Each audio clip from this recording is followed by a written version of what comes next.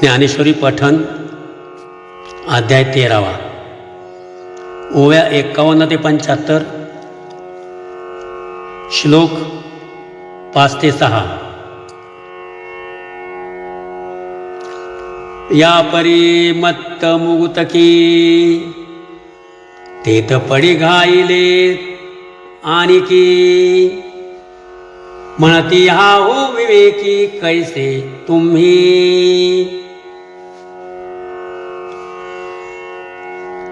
परतत्वाची आगावी संकल्प सेज देखावी तरी कापान मनावी प्रकृती तयाची। परी असो हे नव्हे तुम्ही यान लगावे आताची हे आगवे सांगी जाईल। तरी आकाशी कवणे केली मेघांची भरणे अंतरिक्ष तारांगणे धरी कवन। गगनाचा तडावा कोणे वेढीला केधवा पवन हिंडतो असावा हे कवनाचे मत।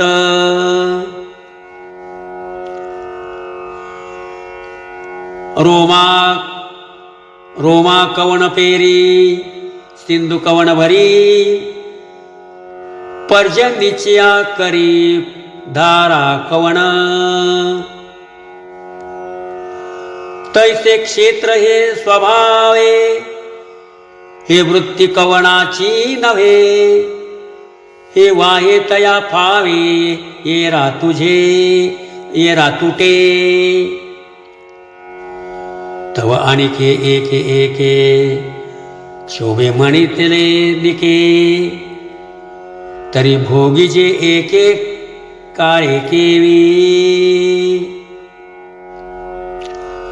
तरी ययाचा मारू देखता ती अनिवारू परिस्वमती भरू अभिमानिया।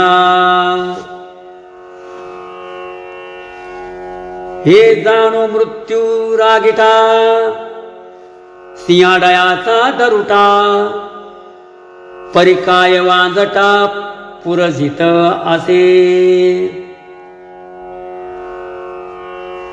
महाकल्प परोती कव घालून अवचिती सत्यलोक भद्र जाती अंगी वाजे। लोकपाल नित्य नवे दिग्गजांचे मेळावे स्वर्गीची आडवे रिगोनी मोडी। येरयाचे नियांगवते जन्म मृत्यूची गर्ते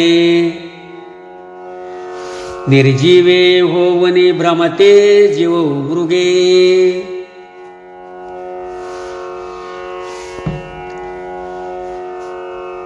न्याहाळी पा केव्हडा पसरला से चवडा जो करुनिया माझी वडा आकार गजू। म्हणून काळाची सत्ता हाची बोलू निरुता ऐसे वाद पंडुसुता क्षेत्रा लागे।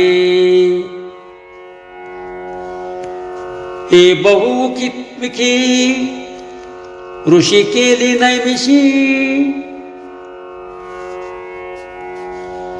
पुराणे ये विषी मतपत्रिका। अनुष्टुभादी छंदे प्रबंधी जे विविधे ते पत्रावलंबन मध्ये करीती अजूनी।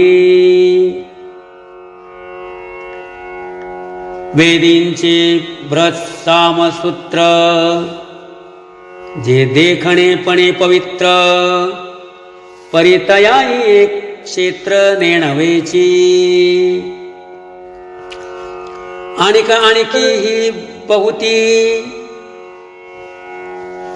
महाकवी हे तुमंती यया लागे मती वेचिलिया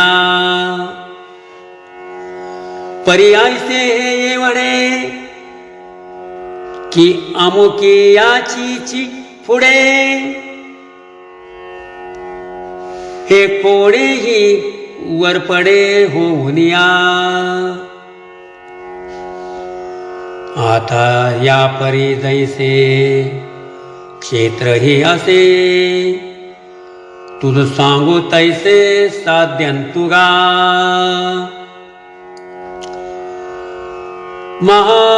महाभूतान्यहंकारो बुद्धिर्व्यक्तमेव च इंद्रियाणि दशैकंच पंचचेंद्रिय गोचरा इच्छा द्वेष सुखं दुःखं संघातश्चेतना धृती एतत्क्षरं समासेन सविकारे मुदाभृतम् तरी महाभूत पंचको आणि अहंकारो एको बुद्धी अव्यक्त दुःखो इंद्रियांचा मन आणि काही एको विषयांचा दुःखो सुख दुःख द्वेषो संगात इच्छा आणि चेतना धृती एक क्षेत्र व्यक्ती सांगितली तुझ प्रति आघवीची आता महाभूते कवणे कवण विषयो कैसी करणे हे वेगळालेपणे एकैक सांगो रामकृष्ण हरी